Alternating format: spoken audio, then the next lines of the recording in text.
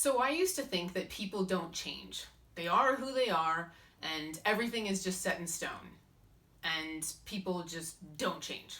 That's the way I thought. I was pretty closed-minded about it. And after communicating with the other side, I realized that my belief was incorrect. It wasn't aligned with truth. When I see how spirit guides guide us on our path, they're all about soul's growth and learning and growing and evolving and making the necessary changes to our lives. And that's what the personal growth and development industry is all about, is learning. Motivational speakers, do better, be better, a healthier lifestyle, diet, exercise, become a stronger person, a better person. And that is the goal for a lot of people out there, which is fantastic, because when your soul grows and evolves, you lead a higher level of existence because you become a closer vibrational match for the divine himself. So that results in a higher vibration, more life force energy, happiness, spiritual contentment and fulfillment, abundance. The law of attraction kicks in. You attract all this awesome stuff to yourself. Hopefully you're staying positive and optimistic about the future. So soul's growth is important. And that's why I thought it was important to make this video talking about whether or not people change, because there are certain factors to consider in a person changing, I guess. Number one, how self-aware are they? And self-awareness is so hard, you guys. I mean, just when people think they're in touch with themselves, they realize they're not, because a lot of times our emotions are suppressed, or we're having like subconscious things going on with us where we don't realize these limited beliefs or energetic blocks to receiving abundance from the universe. So this is all about self-awareness. And in philosophy class at LMU, it was called self-reflective consciousness. What things do you see in yourself that you decide you want to change? It was a whole philosophical theory that we learned. So self-awareness is going to be really important here, because the first step towards change is knowing what you want to change and knowing what you don't. What do you like about yourself? What do you not like about yourself? Where do you feel like you can do better? And this is where journaling comes in. Go sit in nature, on the beach, in the park, be by yourself with your own thoughts and just start writing. Journaling. There's an R in there. And pay close attention to how you feel about certain things, because your emotions are very revealing to you. So get in touch with yourself. And then also the most important thing for change is the desire to change. Do you want to? Do you need to? Do you feel it's necessary? Are you just deciding that there's something about yourself you don't like? Okay? Now, why is this important? Because you have free will. You are in the pole position. You are in charge. Okay? Other people can't change you. Only you can change you. But you have to decide that you want it. You need it.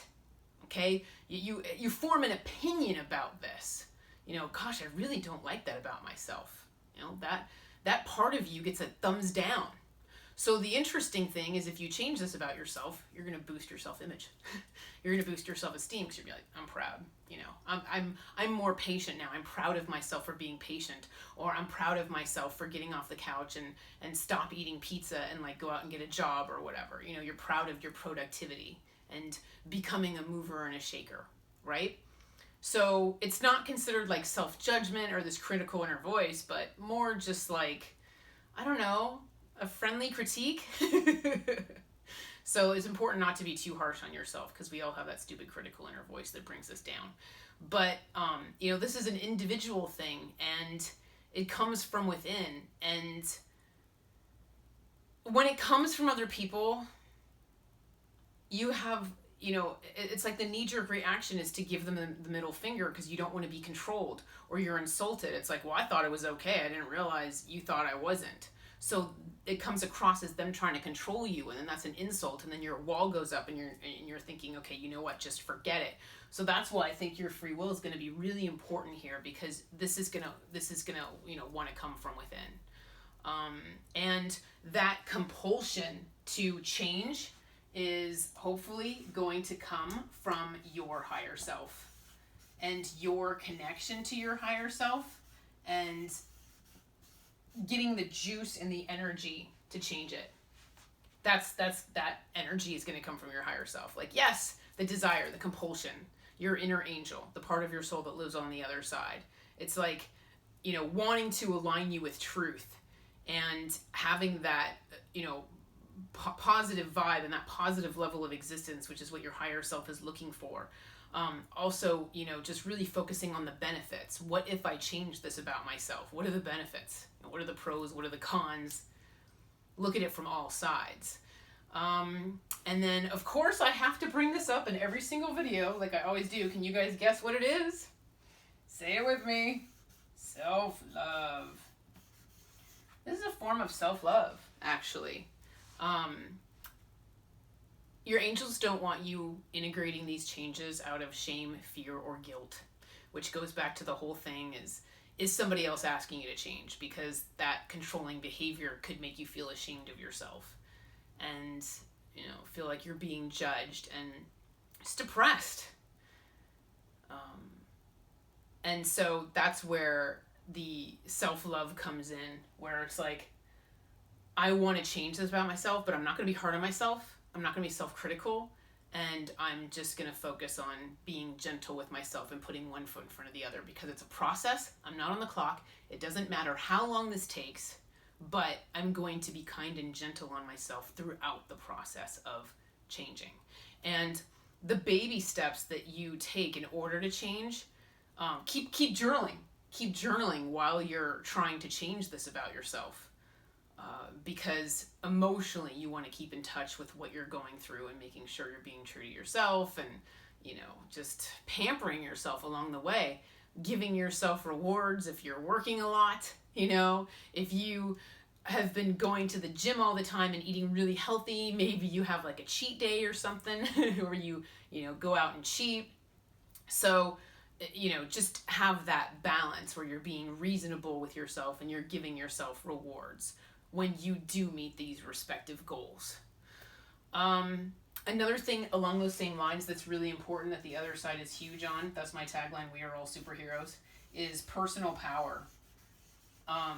This goes hand in hand with the self-love of making sure you're being true to yourself. How much confidence do you have? Do you feel like you can integrate this change? Do you feel like you're capable? Are you intimidated by the logistics? It's like, okay, I have to change this about myself, but oh my gosh, what a headache. It's really overwhelming and intimidating. Oh my gosh, I just want to go back into my turtle shell. So the personal power is going to be important. And one of the other side's favorite sayings is there's nothing to fear but fear itself. So definitely that is true. Keep the fear at bay and just, put one foot in front of the other with the courage and confidence that you have the support of the angelic realm in helping you. And that brings me to my next point. Don't be afraid to ask for help. Self-betterment? Are you kidding me? Soul's growth? Oh, they love it. They're cheering you on, man. They're whipping out the pom-poms all the way. The fact that you're interested in it and you're making effort. The other side is not slave drivers. They are excited about you just even making the effort of changing and improving yourself. I was codependent, and I was really struggling with it because I kept repeating that pattern in relationships over and over and over again, and I was literally just banging my head against the wall. And therapy was not helping me, and so I told the other side, I was like, I need help. I don't want to be like this anymore. I need help. And so that's when they, started sending me to seminars and having me read books, and I would go on practice dates where my angels would show up and, talk to me or correct me if they didn't like what I just said or did or whatever. So they made adjustments, and over the course of years, they beat it out of me. They beat the codependence out of me.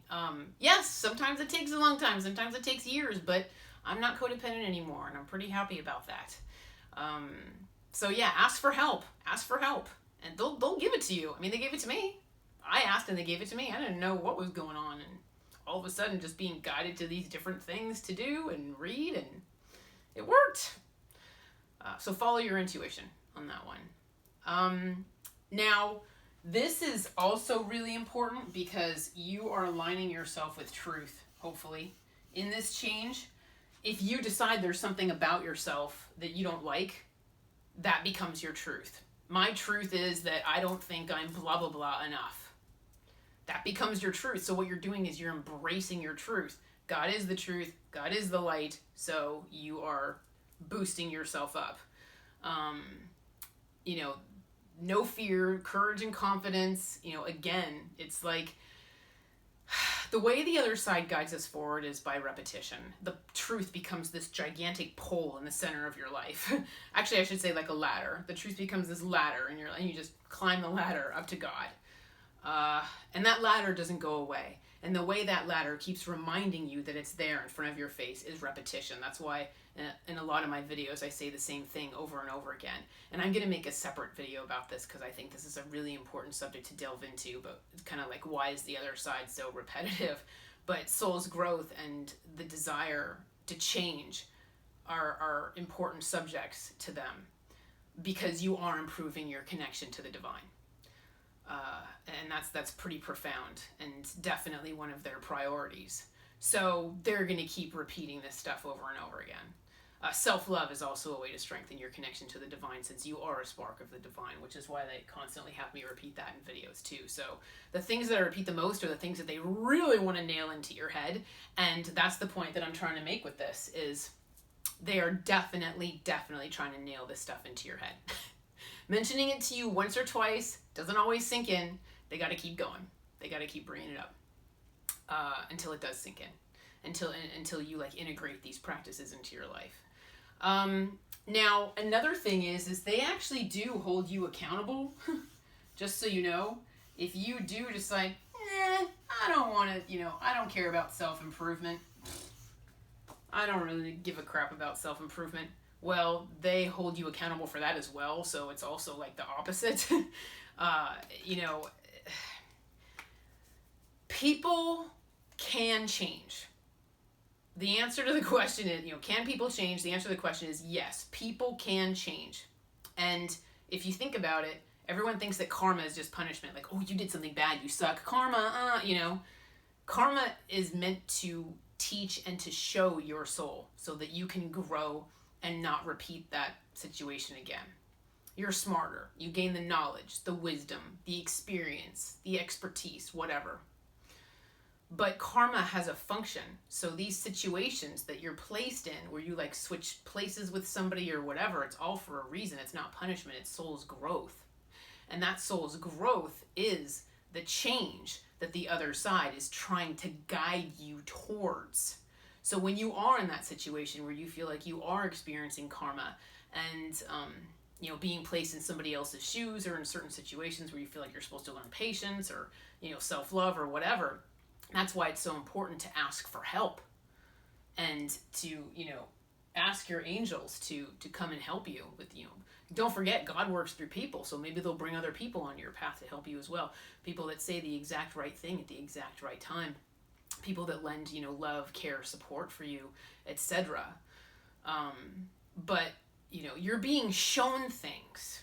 The universe is constantly showing you things. So it's not only divine guidance coming from your spirit guides on a knowledge level.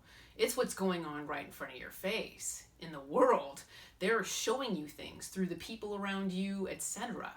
So just keep your eyes and ears open for any, soul's growth experiences you can have, because they will benefit you in the long run.